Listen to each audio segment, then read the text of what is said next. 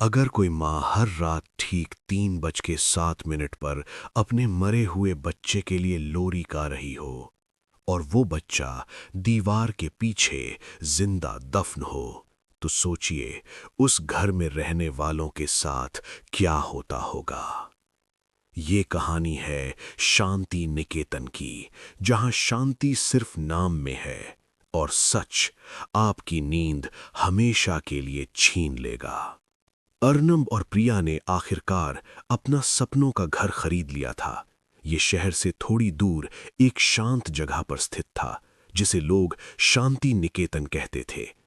हवेली पुरानी थी, विक्टोरियन शैली की, जिसके चारों ओर घने पेड़ों का साया और एक लोहे का जंग लगा गेट था। प्रिया ने घर के भव्य धूल भरे लिविंग रूम में घूमते हुए कहा, "ये एकदम परफेक्ट है अर्नब, बस थोड़ी मरम्मत की जरूरत है।" अर्नब ने मुस्कुराकर जवाब दिया, "परफेक्ट तो है, पर पड़ोसियों ने इसे भूतों का डेरा क्यों कहा, यह मुझे अजीब लग रहा है।" प्रिया ने बात को हंसकर टाल दिया। उन्होंने पहली रात वहां बिताई। सब कुछ शांत था, सिवाय एक चीज के। आधी रात को प्रिया को लगा जैसे कोई लोरी गा रहा है, बहुत धीमी और दूर से आती हुई।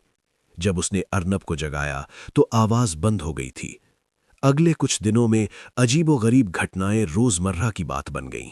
प्रिया को बार बार लगता कि गलियारे में कोई सफेद साड़ी पहने परछाई गुजरी है, लेकिन आंख चपकते ही वो गायब हो जाती। घर की घड़ी हर रात ठीक 3:07 पर रुक जाती थी, जबकि उसमें नए सेल डाले गए थे। सबसे खौफनाक था एक दरवाजे पर दस्तक। ये आवाज हमेशा रात के सन्नाटे में आती, ठीक 3 बार, और हमेशा उसी बंद कमरे से जिसे उन्होंने अभी तक नहीं खोला था। एक दोपहर जब प्रिया अकेले घर पर थी, उसने देखा कि कमरे के दरवाजे के नीचे से एक पीला कागज फिसलकर बाहर आया है। वो डरते डरते झुकी और उसे उठाया। उस पर लिखा था, "मुझे मेरा बच्चा चाहिए, तुम उसे छुपा नहीं सकते।" प्रिया का गला सूख गया। उसने तुरंत अर्नब को फोन किया और उन्हें वो बंद कमरा खोलने के लिए कहा। रात को अर्नब और प्रिया ने मिलकर उस भारी नक्काशीदार दरवाजे का ताला तोड़ा। कमरे के अंदर की हवा सड़ी हुई और दम घोटने वाली थी। कमरे में एक पुराना लकड़ी का झूला था, जो अब हिलना बंद कर चुका था। कोने में धूल से भरी एक डायरी पड़ी थी। अर्नब ने डायरी उठाई। ये लगभग 70 साल पुरानी थी और इसे अक्षरा नाम की एक महिला ने लिखा था, जो उस घर की पिछली मालकिन थी। डायरी के पन्ने खुले। "आज मेरे बेटे गौरव का पहला जन्मदिन है। ये घर खुशियों से भरा है। तारीख 15 अप्रैल 1955। मेरे पति को लगता है कि मैं पागल हो रही हूं। मुझे लगता है कि इस घर में कुछ गलत है। मुझे गौरव के लिए डर लग रहा है। वो बार बार बंद दरवाजों को देखता है।" आखिरी पन्ना डरावनी हैंडराइटिंग में, "उन्होंने उसे ले लिया। वे दीवार के पीछे हैं। वे मुझसे मेरा बच्चा छीन रहे हैं। मैं अब और इंतजार नहीं कर सकती।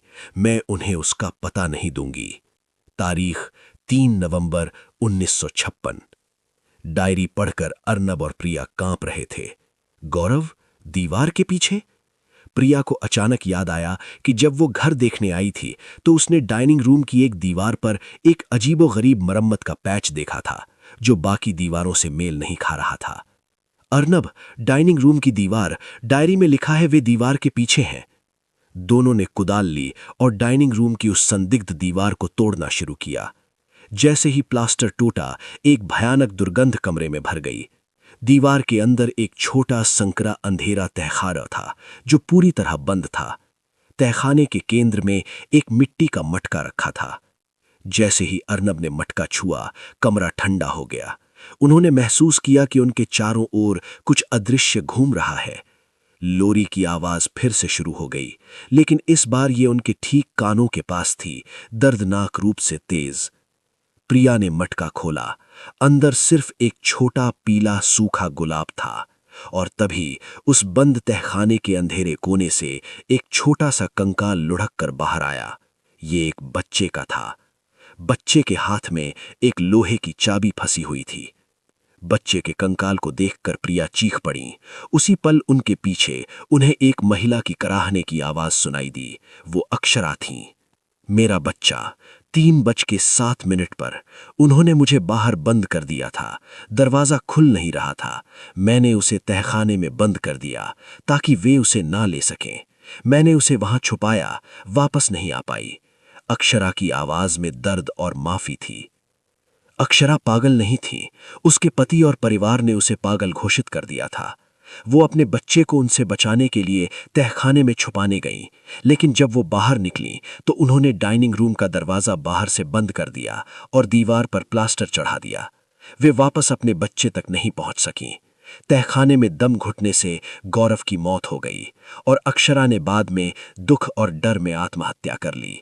वे हर रात 3:07 पर आती थीं, जब उनके बच्चे की सांसें रुकी थीं। अर्नब ने कांपते हाथों से उस चाबी को उठाया। वो उस परछाई को देख सकते थे, एक उदास मां जो अपने बच्चे की अस्थियों को देख रही थी। अर्नब ने तुरंत मटका और गुलाब दोनों तहखाने में बच्चे के कंकाल के पास रखा और धीरे से कहा, अब तुम शांति से सो सकते हो गौरव, तुम्हारी मां भी तुम्हारे साथ है। इतना कहते ही घर में भयानक शांति छा गई। लोरी की आवाज हमेशा के लिए थम गई। उन्होंने दीवार को फिर से बंद कर दिया।